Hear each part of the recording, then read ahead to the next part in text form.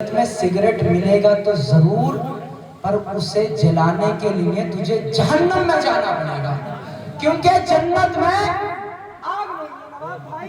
جنت میں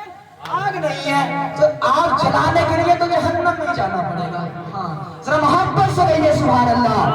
بہت تو بول رہے یا رسول اللہ۔ آپ اتنے سست ہو کے بیٹھ گئے ہیں جیسے کہ رات کے 4 بج رہے ہیں۔ ہاں مہناگر والوں زیادہ ٹینشن لینے کی ضرورت نہیں ہے، ابھی کوئی زیادہ ٹائم نہیں ہوا، ابھی 10:01:19 ہوئے ہیں، کوئی زیادہ لمبا چوڑا ٹائم نہیں ہوا۔ وہاں ایک بات تو بتا، وہاں بڑے بہادر لوگ ہیں، بڑے بہادر لوگ ہیں، اللہ تمہیں سلامت رکھے۔ 9 بڑے ہوتے ہیں آپ نے بجا دیے، 10 بڑے ہوتے ہیں آپ نے بجا دیے، 11 بڑے ہوتے ہیں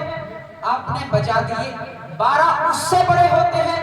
41-40 منٹ کے بعد وہ بھی بجنے والے ہیں، اس کے بعد تو یہ چھوٹے چھوٹے رہ گئے ہیں، جیسے 1 بجے گا، 2 بجیں گے،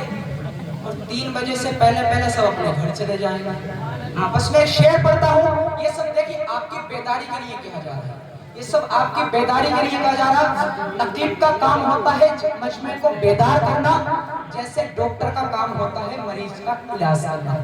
کوئی شخص اگر بیمار ہو جائے تو ڈاکٹر کے پاس جاتا ہے، تو پہلے تو ڈاکٹر اسے ٹیبلیٹ دیتا ہے، آرام ہوتا ہے تو ٹھیک، نہیں تو اس کے بعد انجیکشن لگاتا ہے، آرام ہوتا ہے تو ٹھیک، اس کے بعد باٹل لگاتا ہے، آرام ہوتا ہے تو ٹھیک، پھر کہہ دیتا ہے ایسا کرو تم چلے جاؤ سیوا اسپتال، وہیں تمہارا آپریشن ہوگا۔ تو بھئی ایسے ہمارا حساب ہے، ایک شعر پڑھیں گے بیدار ہوں گے تو ٹھیک، دوسرا پڑھیں گے بیدار ہوں گے تو ٹھیک، تیسرا پڑھیں گے اور ایسے بیدار نہیں ہوں گے تو بھئیے اللہ کا فضل ہے، میرے پیر و مرشد سرکار تاج الشریعہ کا مجھ پہ فیضان ہے، فجر کی اذان تک میں ہی کافی ہوں، فجر کی نماز کے بعد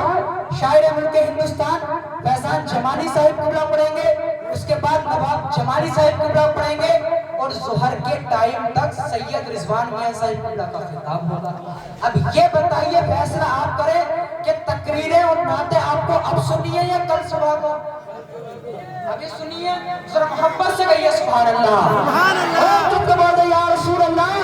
بس میں ایک شعر پڑھتا ہوں، شعر سنیں گے آپ ذرا محبت سے کہیے سبحان اللہ، کہ کرتا نہیں حضور کا جو احترام ہے، کمیٹی والا آپ کے حوالے سے پڑھ رہا ہے کہ کرتا نہیں حضور کا جو احترام ہے، پانی بھی اس کے ہاتھ کا پینا حرام ہے، کرتا نہیں حضور کا جو احترام ہے، پانی بھی اس کے ہاتھ کا پینا حرام ہے،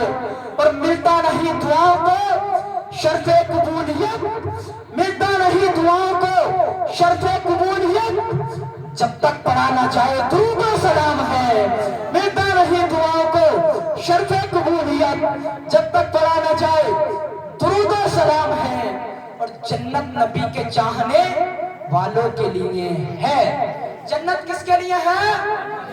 نبی کے چاہنے والوں کے لیے ہے، ماشاءاللہ۔ جنت نبی کے چاہنے والوں کے لیے ہے، دوزخ میں نزدیوں کے لیے انتظام ہے۔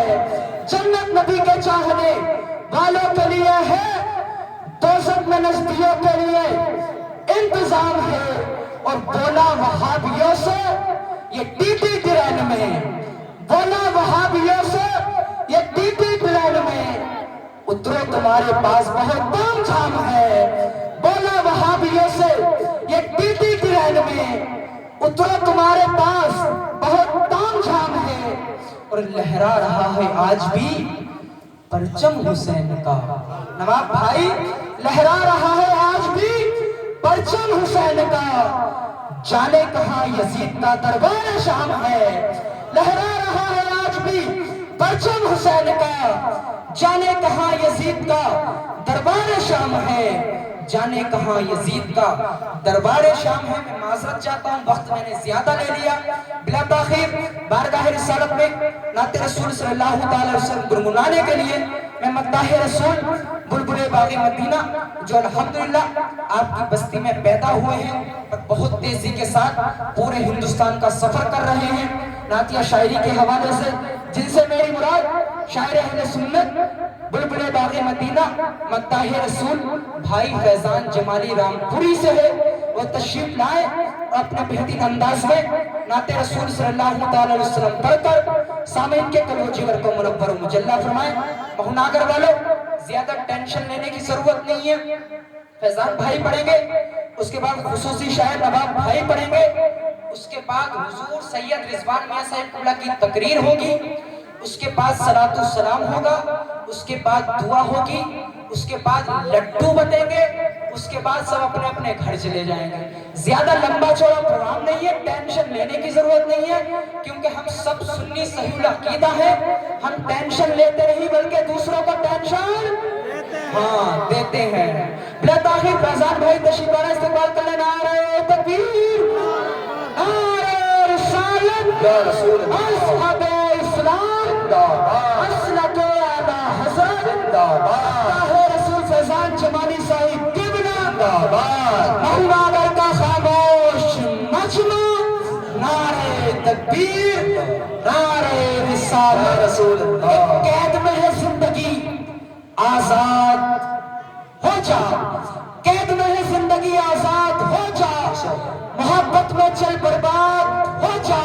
اور فیضان تیری شہد سی آواز کو کانوں سے چکھ لوں، تو میرے عشق کا میٹھا سواد ہو جا۔ واہ بھائی واہ، بہت گہرا شعر ہو رہا ہے۔